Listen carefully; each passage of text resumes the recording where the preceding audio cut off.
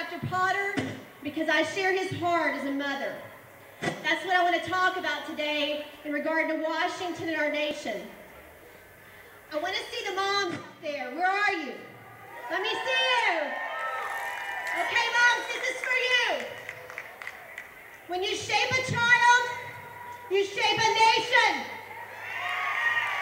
I want you to repeat that after me. When you shape a child, you shape a nation. Moms, don't you ever let anyone minimize that. That is not old-fashioned. It is not old-fashioned. It's a dire responsibility and an opportunity. Abraham Lincoln once said, "The hand that rocks the cradle rules the world." When we look at the corruption in Washington today and the moral decay of our culture, I'm going to be honest, moms, we have to ask ourselves, who has been rocking our cradles? We're going to talk about that in just a minute, but I want to hit on the UN Rights of the Child Treaty that Dr. Potter spoke of, because I don't think too many people know about that. I'm telling you, when they finish health care and cap and trade, they're coming after our kids. And what do we say to that? If they think we're mad about health care, they haven't seen anything yet.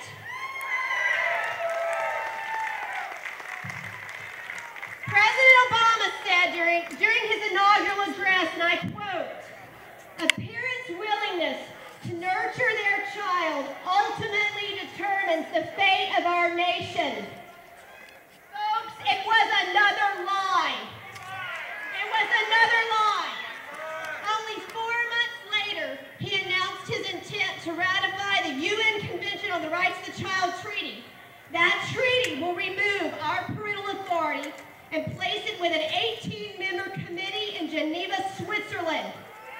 They will tell us how to do everything. Okay? And you need to know this too, for those in public school systems. Kevin Jennings, ring a bell? Our new Safe Schools czar. Safe Schools czar, did you catch that? Appointed by President Obama, is disturbed that, quote, "Every time kids read Romeo and Juliet, or they're urged to go to the prom, or whatever it is, kids are aggressively recruited to be heterosexual in this country." Mr. Jennings, just how long do you think the human race would last without heterosexuals? America! This is the insane ideology of our government. What a far cry from our forefathers. Any World War II historian can tell you, convincing children that the government is more moral, important, and correct than their own parents is a critical step toward raising drones of the state. So back to who's been rocking our cradles. This is a wake-up call to our generation of parents. I'm one of them. To take a hard look at our homes, our pattern of life, and ask ourselves how we might unknowingly be passing on the same trends to our children. That corruption didn't just show up in those walls of Washington. Hey, those men and women were children once. Here are a few questions I want all the moms here to ask themselves. I'm speaking to the moms, dads, good questions for you too. We've asked ourselves these questions in our family, and it shaped our family life and still is today. Our government-run school system has removed God from life and taken on the task of rewriting history to promote conventional wisdom.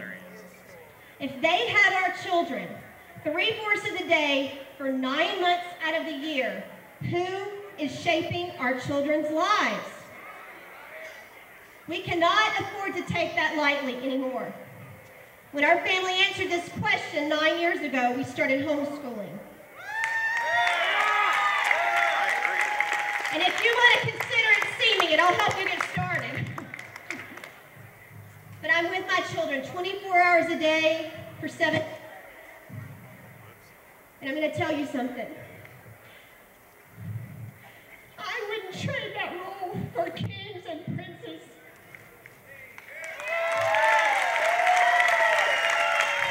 It is not a burden.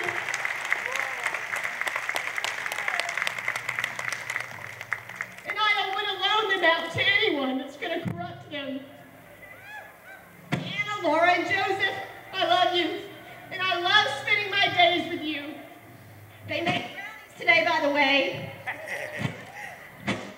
to protect their freedoms. They got more wisdom than Washington, don't you think?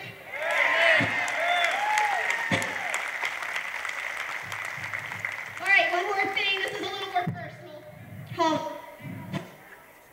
Listen, Hollywood's agenda is this: to tell us how they want us to think and act. That's it.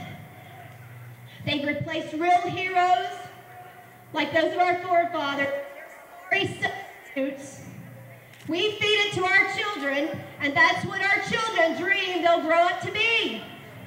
We've got to wake up America in every area of life.